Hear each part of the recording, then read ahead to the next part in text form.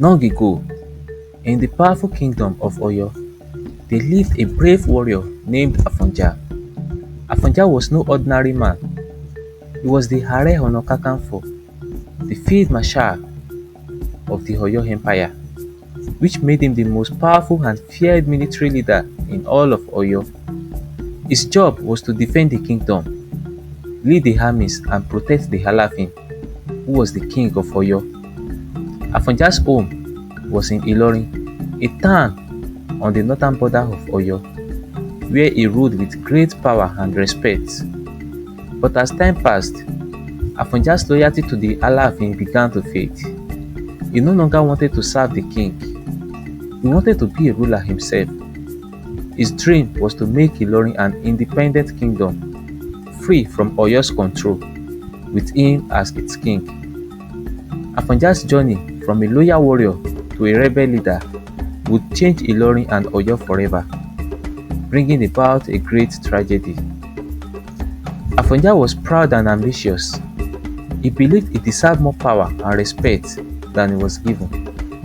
Though he had once been a faithful servant of the Alafin, Afonja began to wonder why he should continue to serve a king he no longer respected. Why should I, Afonja, the strongest warrior in Oyo, continue to answer to the Alafin? He often thought.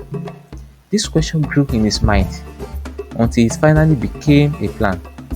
One day, the Alafin sent a message to Afonja, ordering him to lead his army in an attack on a neighboring kingdom.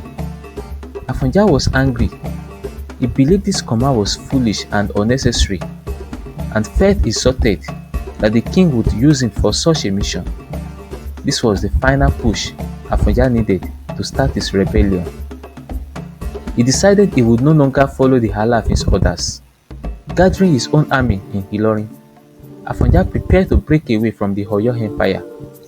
He wanted Ilorin to become a powerful kingdom on its own, without the Alafin's control. But Afonja knew he would not win against Oyo on his own.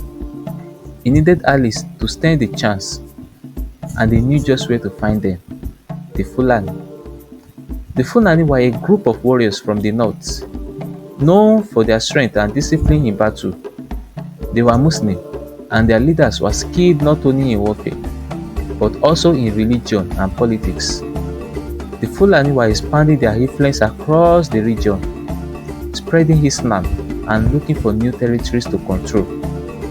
Afonja believed that with the Fulani support, he could defeat the Alafin and rule Ilorin. Afonja reached out to Alimi, a powerful Fulani leader, who was also a respected Islamic scholar.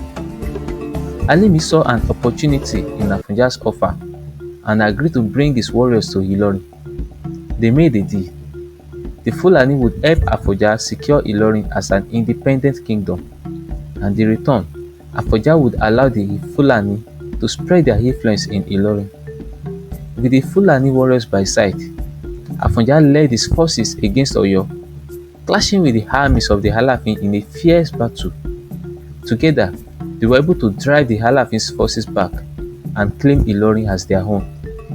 The Alafin's power over Ilorin was broken, and Afonja finally achieved his dream of ruling Ilorin as an independent leader. But victory came at a cost. The Fulani, led by Alimi, had now become a strong force in Ilorin. They had built mosques, and their influence among the people was growing quickly. Alimi's followers brought Islam to the town and encouraged the people to convert. Over time, the Fulani were not just allies, they were becoming part of the community. While Afonja saw Ilorin as his kingdom, Alimi and the Fulani were beginning to see it as theirs as well. As time went on, Afonja became uneasy. He noticed that the Fulani influence in Ilorin was spreading faster than he had anticipated. The people of Ilorin, both Yoruba and Fulani, began listening to Alimi as much as they did to Afonja. The Fulani were not only soldiers, but also religious leaders, and their message of Islam was taking roots. More and more people were converting to Islam, and Alimi was becoming a respected leader in his own right. Afonja's original plan had been to rule Ilorin with the Fulani as his supporters, but now he felt that Alimi was challenging his authority. "They were only meant to help me secure my rule," Afonja thought bitterly, but now they seem to believe they own this place. Alimi, meanwhile, saw things differently. He believed that the Fulani had brought prosperity, stability, and faith to Ilorin. He viewed Afonja as a ruler who was more interested in power than in the well-being of the people. In private, he would question if Afonja was truly the right leader for Ilorin, feeling that the Fulani were better suited to lead. The trust between Afonja and Alimi began to crumble, and their alliance grew tense. Alimi's followers became increasingly bold, challenging Afonja's commands and making their own decisions. The people of Ilorin began to sense the growing divide between Afonja and the Fulani, and many feared what would happen if things got worse. The final break between Afonja and Alimi came when Afonja tried to limit the Fulani influence in Ilorin. He attempted to ban certain Fulani gatherings and tried to reduce Alimi's power in the community. But by then, it was too late. Alimi and his followers had become too strong, and they would not easily give up their influence in Ilorin. In response, Alimi's followers began openly defying Afonja's orders. They started to gather in secret and even train soldiers of their own. Alimi's supporters whispered among themselves that Afonja was no longer a fit leader, that he was selfish and only cared about his own power. At this point, the Fulani had enough power to challenge Afonja directly. A battle broke out between Afonja's loyalists and Alimi's forces. The streets of Ilorin became a battleground, with both sides fighting for control. Afonja fought with the same bravery that had earned him respect as a warrior, but he was outnumbered and surrounded. In a final desperate battle, Afonja's forces were defeated. He was captured and executed by the Fulani. The once great warrior and Aare Ona Kakanfo of Oyo lay dead, his dream of ruling Ilorin destroyed by the very people he had brought into his city.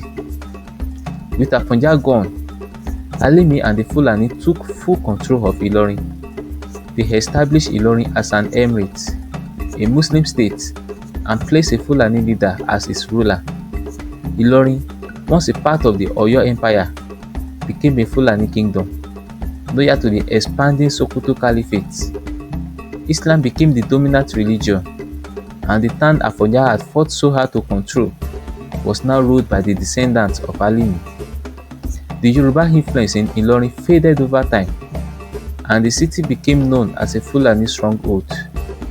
The people of Oyo saw Afonja's fate as a warning about the dangers of ambition and betrayal.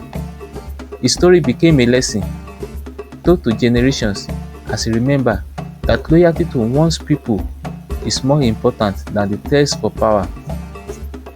The story of Afonja's rebellion and downfall has remained one of the most famous tales in Yoruba history. It is a story of a man who wanted power so badly that he invited outsiders into his land, only to be overthrown by them. Afonja's ambition drove him to betray his own people and kingdom, but in the end he lost everything. Ilorin was no longer part of Oyo, and Afonja's dream of ruling was crushed by those he once called allies.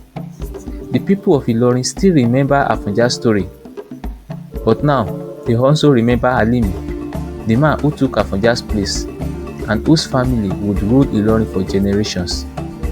The story of Afonja, the rebel of Ilorin, is a tale of ambition, betrayal, and the cost of trusting those who may have their own plans for power.